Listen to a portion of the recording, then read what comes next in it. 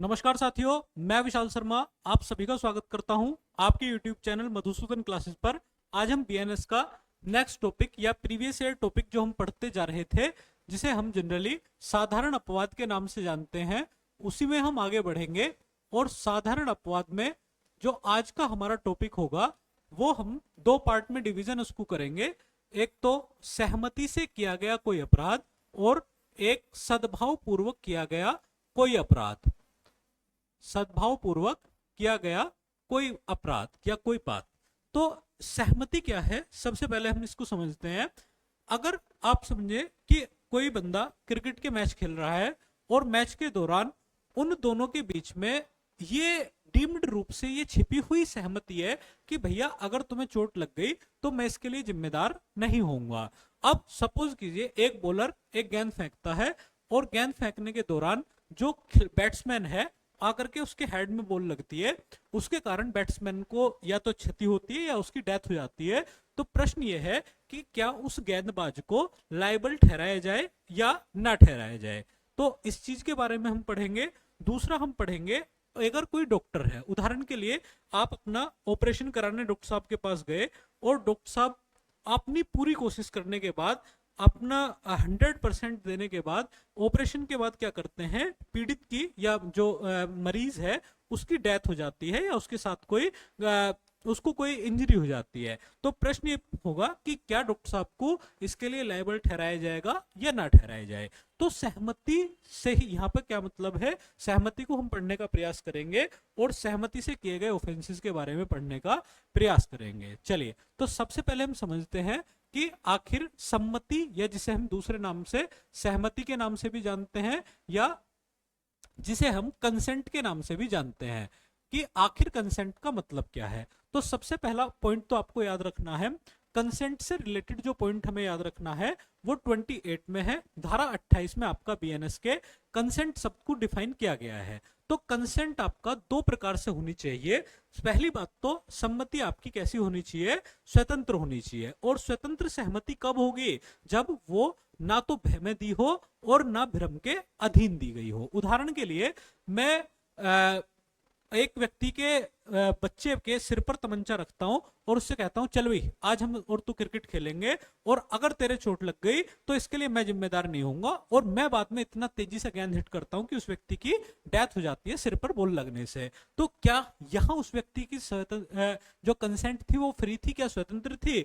तो आप इसका उत्तर देंगे नहीं सर, उसकी जो कंसेंट थी वो यहाँ पर फ्री नहीं थी, क्योंकि वो उसने दबाव में रह करके या भय के अधीन दी थी। दूसरा क्या है, भ्रम के अधीन। भ्रम का मतलब मैं कोई गलत फैक्ट आपके सामने पेश करूं। उदाहरण के लिए मैं और मेरा दोस्त साथ कोचिंग करने जाते हैं और मैं अपने दोस्त से एक दिन कह दूं कि यार आज तो कोचिंग की छुट्टी है भैया, आज कोई वो क्लास व्लास नहीं है, चल आज तू और मैं फिल्म देखने चलते हैं।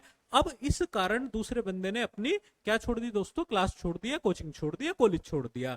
तो यहां जो हमने उससे सहमति ली वो किसके अधीन ली, वो आपका भ्रम के अधीन ली है। इसका दूसरा एग्जांपल हम समझते हैं। मैं एक दोस्त से कहता हूं कि चल आज तू और मैं तलवारबाजी खेलते हैं। ये तलवार जो है ये प्लास्टिक की, अगर लग भी गई तो भी इसमें क्या नहीं होगा, चोट नहीं पहुंचेगी। अब वास्तव में वो जो तलवार थी वो किस प्रकार की थी, वो मतलब अपने आप में आयरन की तलवार थी, लोहे की तलवार थी।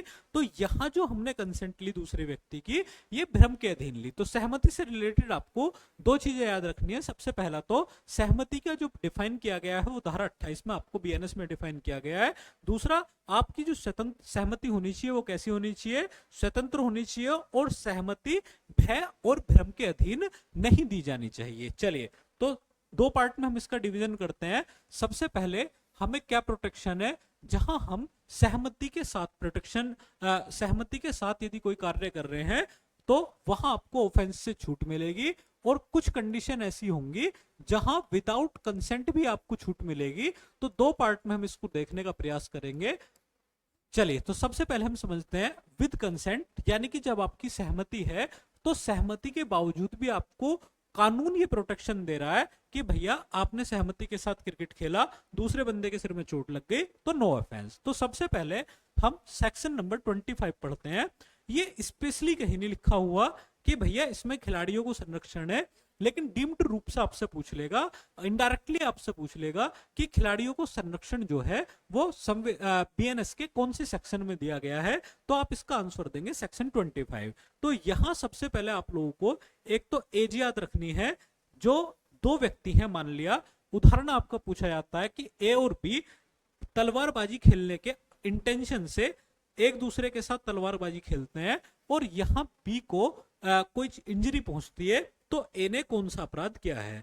तो अगर यहां बी की एज कितनी है, 18 साल से है, और ए का जो इंटेंशन है वो ना तो मर्डर करने का है ना उसको ग्रीवियस हर्ट पहुंचाने का है, तो यहां ए को किसी भी अपराध के लिए दोषी नहीं ठहराया जाएगा। तो सेक्शन 25 किसको प्रोटेक्शन देता है दोस्तों, वो खिलाड़ियों को प्रोटेक्शन देता है। इसी प्रकार सेक्शन 26 जो है वो हमारा डॉक्टर्स को प्रोटेक्शन देता है। उदाहरण के लिए मैं अपने बच्चे को या कोई भी दूसरा एग्जांपल में लेता हूं कि एक आप जानते हैं सभी कि एक डॉक्टर साहब जो आपका ऑपरेशन करने से पहले आपका प्री कंसेंट लेटर सिग्नेचर कराते हैं, उस पर अपने सिग्नेचर कराएंगे कि भैया यदि इन व्यक्ति को कुछ हो जाता है तो उसकी जिम्मेदारी हमारी नहीं होगी। लेकिन डॉक्टर का यहाँ इंटेंट देखा जाएगा। अगर डॉक्टर साहब ने जानबूझ के ऐसी नस काट दी हाथ की कि पर्टिकुलर व्यक्ति की डेथ हो गई, तब तो डॉक्टर साहब लाइबल होंगे। लेकिन डॉक्टर साहब पूरा प्रोटेक्शन कर रहे हैं, पूरा अपना 100% ऑपरेशन में दे रहे हैं, और उसके बाद यदि किसी व्यक्ति की डेथ हो जाती है तो सेक्शन 26 यहाँ डॉक्टर साहब को प्रोटेक्शन देगा कि डॉक्टर साहब ने कोई भी अपराध नहीं किया है। चलिए तो नेक्स्ट हम देखते हैं सेक्शन 27। सेक्शन 27 ऑफ बीएनएस, यहां किसी गार्जियन को प्रोटेक्शन है। आपके लिए जो एग्जाम के पॉइंट ऑफ व्यू से एज बनेगी वो पहला तो यहां पर बनेगी एज जो होगी वो 18 साल, और यहां जो एज होगी वो 12 साल होगी। कि सेक्शन 27 के रिगार्डिंग जो गार्जियन है वो अपने चाइल्ड को जो प्रोटेक्शन दे रहे हैं उस चाइल्ड की एज कितनी है, तो आप इसका उत्तर देंगे 12 साल। अब उदाहरण के लिए मेरा ही बच्चा है या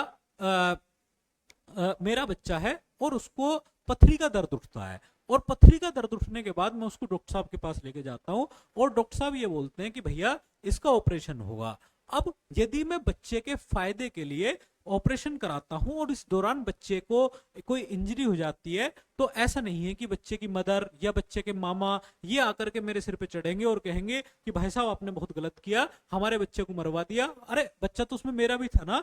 तो यहां संरक्षक को प्रोटेक्शन दिया गया है कि भैया अगर 12 साल तक का कोई बच्चा है और आप उसके बेनिफिट के लिए, आप उसके फायदे के लिए कोई काम कर रहे हैं, तो सेक्शन 27 आपको क्या प्रोटेक्शन देगा, आप कोई भी अपराध नहीं करने हैं यदि आपका इंटेंशन बच्चे को मारना या उसे ग्रीवियस हर्ट करना ना हो। तो सबसे पहले हमने जो सेक्शन पढ़ा वो पढ़ा यहां पर सेक्शन नंबर 28, धारा 28 के बारे में पढ़ा, और सेक्शन 28 हमें बताता है किसके बारे में दोस्तों, वो कंसेंट के बारे में बताता है। और कंसेंट का मीनिंग हमने जो पढ़ा कि कंसेंट का मीनिंग क्या है, कंसेंट का मीनिंग भैया फ्री कंसेंट है। आप किसी से सहमति ना तो उसको डरा करके लेंगे, ना उसको भय या डर दिखा करके लेंगे, और ना ही क्या करेंगे, ना ही कोई तथ्य का भ्रम कि भैया तेरे तो घर वाले कोई एक्सीडेंट हो गया, तू चल, तुमने झूठ बोल करके उसकी कंसेंट ले ली, ठीक है, वगैरह वगैरह। चलिए तो इससे पहले हमने 3 सेक्शन पढ़े। एक तो सेक्शन 25, यहां आपने किसको प्रोटेक्शन दिया हुआ है,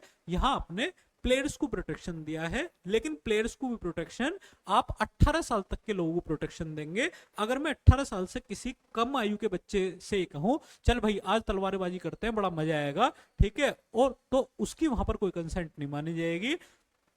सेक्शन 26 में डॉक्टर साहब को प्रोटेक्शन है, सेक्शन 27 में जो गार्जियंस हैं उनको प्रोटेक्शन है, लेकिन यहां शिशु की एज आपको याद रखनी है वो 12 ईयर है। चलिए नेक्स्ट देखते हैं सेक्शन 30। सेक्शन 30 है किसी व्यक्ति के फायदे के लिए सद्भाव पूर्वक किया गया कार्य है। पूरा कानून जो है दोस्तों वो आपके इंटेंट पर डिपेंड ऑन करता है। अगर आपका आशय अच्छा है, आपका इंटेंशन गुड फेथ है, किसी दूसरे के फायदे के लिए आप काम कर रहे हैं, तो आपसे यदि इस दौरान गलती भी हो गई तो भी कानून आपसे कहेगा कि भैया आप किसी भी प्रकार से अपराधी नहीं है। तो सबसे पहले हम सेक्शन 30 पढ़ेंगे, किसी व्यक्ति के फायदे के लिए सद्भाव पूर्वक किया गया कार्य है। तो इसके कुछ एग्जाम्पल हम समझते हैं।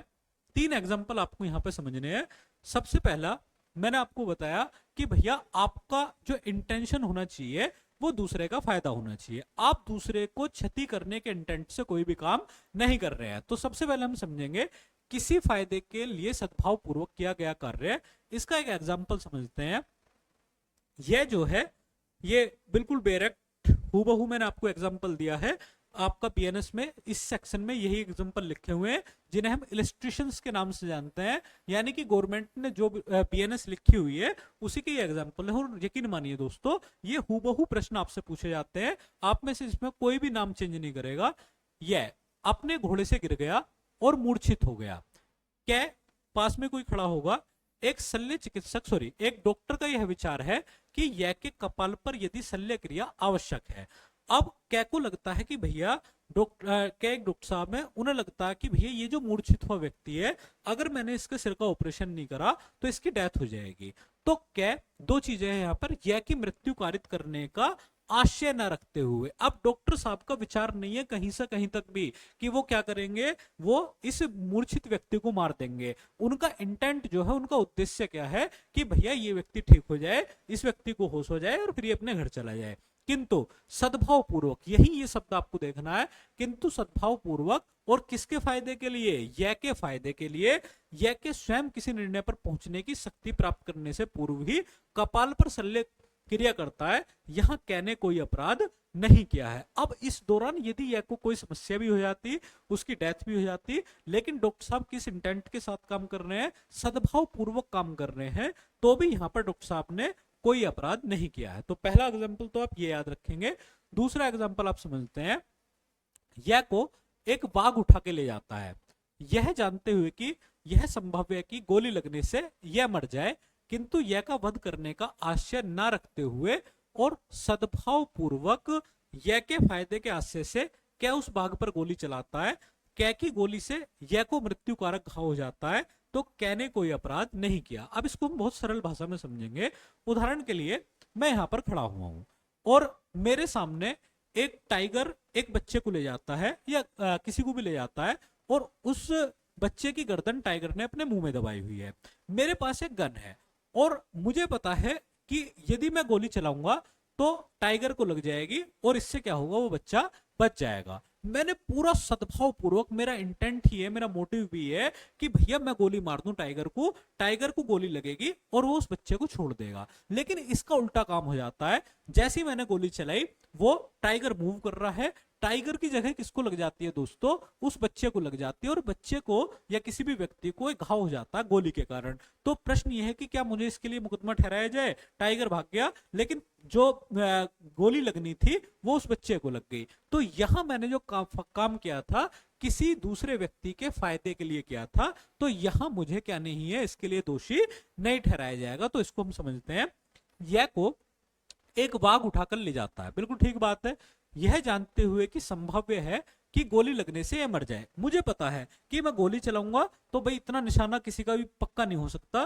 कि वो टाइगर को भी मार दे या बिल्कुल चलते हुए टाइगर को मार दे, तो गोली लगने से मर भी सकता है, किंतु यह का वध करने का आशय नहीं है भैया। मेरा इंटेंशन नहीं है कि मैं उस बच्चे को मारूंगा, और सद्भाव पूर्वक, कैसे फेथ में, इन गुड फेथ, यह के फायदे के आशय से क्या उस पर, बाघ पर गोली चलाता है, लेकिन गोली बाघ की जगह किसको लग जाती है, खुद उस बच्चे को लग जाती है। तो यहां क्या एने कोई अपराध किया? तो आप इसका उत्तर देंगे कि एने कोई भी अपराध नहीं किया। चलिए नेक्स्ट हम देखते हैं, किसी व्यक्ति के फायदे के लिए सद्भाव पूर्वक किया गया कार्य। तीसरा एग्जाम्पल यहां पर हम देखेंगे।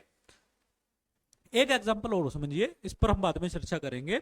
उदाहरण के लिए आप सपोज करें दोस्तों कि एक बिल्डिंग है और उसमें आग लगी हुई है, और उस बिल्डिंग में एक बच्चा और एक बड़ा व्यक्ति फंसा हुआ है।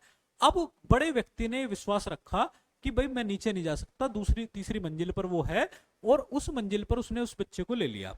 उसने नीचे आवाज लगाई कि भाई साहब आप एक काम करो, सभी लोग एक बहुत बड़ा कंबल उठा करके ले आओ और उस कंबल को नीचे तान दो, मैं बच्चे को क्या करूंगा, ऊपर से ही आप इसमें फेंक दूंगा, आप बस उसको कंबल में अडॉप्ट कर लेना, ले लेना। अब मैंने ये इंटेंट रखते हुए कि इस घटना से बच्चे को कोई क्षति ना पहुंचे, बच्चे को छत से गिरा दिया, लेकिन अब गिराने में वो बच्चा कंबल की जगह साइड में गिर गया, और साइड में गिरने के बाद बच्चे को या तो चोट पहुंची या उसको क्या नाम है, उसकी डेथ हो गई। तो प्रश्न ये है कि क्या मुझे इसके लिए लायबल ठहराया जाएगा, क्या मुझे इसके लिए दोषी ठहराया जाएगा?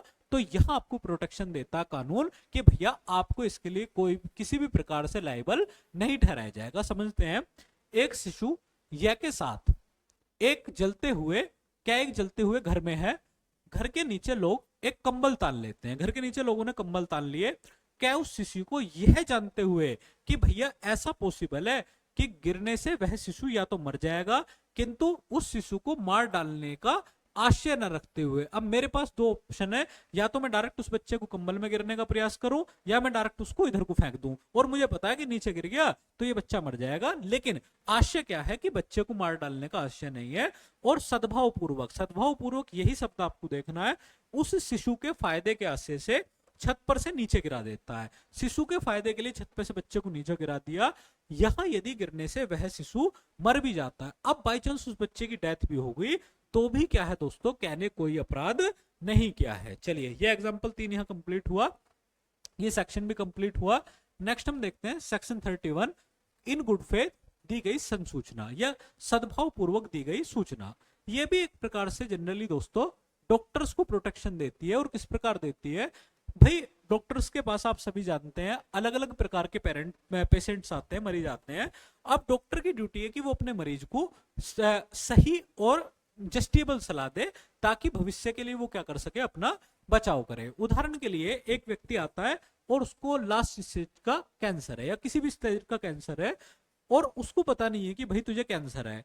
डॉक्टर साहब का उद्देश्य जो है वो ये है, वो चाहते हैं कि भैया इस व्यक्ति को बीमारी का पता चले, और बीमारी का पता चलने के बाद इसको सही सही दवाई मिले। अब वो उसे बताता कि भाई साहब आपको कैंसर हो चुका है और आपके पास एक निश्चित समय है, इस दौरान आप यदि अपना परहेज कर लेंगे, आप दवाइयां प्रॉपर लेंगे, तो शायद आपकी जान बच सकती है। अब ये सुनते ही पेशेंट को ये लगा कि भाई अब तेरा कुछ नहीं है, और इतना घाव उसको पहुंचा, इतनी परेशानी उसको लगी, और उसके कारण पेशेंट की डेथ हो गई। तो क्या यहां डॉक्टर साहब को दोषी ठहराया जाएगा कि भैया तुम इसको ना बताते तो शायद इसकी जान बच जाती और ये कुछ दिन और जी जाता? नहीं, ऐसा नहीं होगा। डॉक्टर साहब का जो काम है सच बताना, और सच के लिए ही वो काम कर रहे हैं। तो सेक्शन 31 सद्भाव पूर्वक दी गई सूचना किसी अपहानि के कारण अपराध नहीं है, जो उस व्यक्ति को हुई है जिसे वह दी गई, यदि वह उस व्यक्ति के फायदे के लिए दी गई है। क्या डॉक्टर साहब का इंटेंट ही क्या है कि भैया तुम एक काम करो, तुम अपना एक्सरे वगैरह कराओ और इसके लिए आप प्रॉपर दवाई लें। चलिए तो इसका एक एग्जांपल इलस्ट्रेशन देखते हैं। क्या एक शल्य चिकित्सक एक रोगी को सद्भाव पूर्वक यह संसूचित करता, शल्य चिकित्सक सर्जन आप कह सकते हैं, कि उसकी राय में वह जीवित नहीं रह सकता, इस आघात के परिणाम स्वरूप उस रोगी की मृत्यु हो जाती है। अब उसे कहते हैं भैया तू तो देख कुछ दिन का मेहमान है। अब ये बात उसे इतनी लगी कि भैया वो इतना दिल पे ले गया, तुरंत उसकी क्या हो गई, डेथ हो गई। अब यहां कहने कोई अपराध नहीं किया है, यद्यपि वह जानता था कि उस संसूचना से उस रोग की मृत्यु कारित होना संभाव्य है। लेकिन डॉक्टर साहब का इंटेंशन क्या है, वो बिल्कुल प्योर है। वो किस लिए उसको बता रहे हैं, वो उसको बता रहे हैं कि भैया ये तो प्रॉपर ये आप इलाज करा लो, अगर आप इलाज नहीं कराएंगे तो आपकी डेथ हो सकती है। तो ये सेक्शन है दोस्तों जहां आप कंसेंट और without consent in good faith किसी व्यक्ति के फायदे के लिए क्या कर सकते हैं, काम कर सकते हैं। तो एक बार दोबारा इसको हम देखते हैं। सबसे पहले हमने कंसेंट की डेफिनेशन पढ़ी। कंसेंट दो सेक्शन नंबर 28 बीएनएस में पढ़ा। सहमति दो प्रकार से होनी चाहिए, स्वतंत्र होनी चाहिए, और दूसरा भय भ्रम के अधीन नहीं होनी चाहिए। तीसरा हम देखते हैं विद कंसेंट पॉइंट हमने पढ़े, और विद कंसेंट हम 3 पार्ट्स में इसको बांटते हैं, सेक्शन नंबर 25, सेक्शन नंबर 26 और सेक्शन नंबर 27। चलिए तो सेक्शन नंबर 25 में हमने जो पढ़ा है वो खिलाड़ियों को प्रोटेक्शन देता है, 26 आपका डॉक्टर्स को प्रोटेक्शन देता है, 27 आपका गार्जियंस को प्रोटेक्शन देता है। सेक्शन 30 किसी व्यक्ति के फायदे के लिए इन गुड फेथ काम आप यदि कर रहे हैं तो आपको लायबल नहीं ठहराया जाएगा। इसमें एक तो एग्जांपल मैंने आपको बताया, कोई व्यक्ति घोड़े से गिर गया, डॉक्टर साहब ने उससे बिना पूछे उसका ऑपरेशन कर दिया सिर का। चलिए तीसरा, एक टाइगर को लेके जाता है, टाइगर एक बच्चे को ले जाता है, मैंने गोली चला दी, और गोली चलाने के बाद उसका परिणाम क्या हुआ, टाइगर मेरा ऑब्जेक्ट था बच्चे को बचाना, लेकिन बच्चे को ही उल्टा गोली लग गई, तो यहां दोषी नहीं ठहराया जाएगा। इसके लिए किसी फायदे के लिए एक कंबल वाला एग्जांपल मोस्ट इंपोर्टेंट है कि एक छत से किसी बच्चे को आपने फेंक दिया और बच्चा जो है वो नीचे गिर गया, तो यहाँ आपको लायबल नहीं ठहराया जाएगा। एक लास्ट हमने देखा सेक्शन 31, किसी व्यक्ति को सद्भाव पूर्वक दी गई सूचना किसी भी प्रकार से आप डॉक्टर साहब को लायबल नहीं बनाती। चलिए दोस्तों आज की क्लास हम यहीं ओवर करते हैं, मिलते हैं जल्द ही एक नई क्लास में नई ऊर्जा के साथ। तब तक के लिए थैंक यू वेरी मच।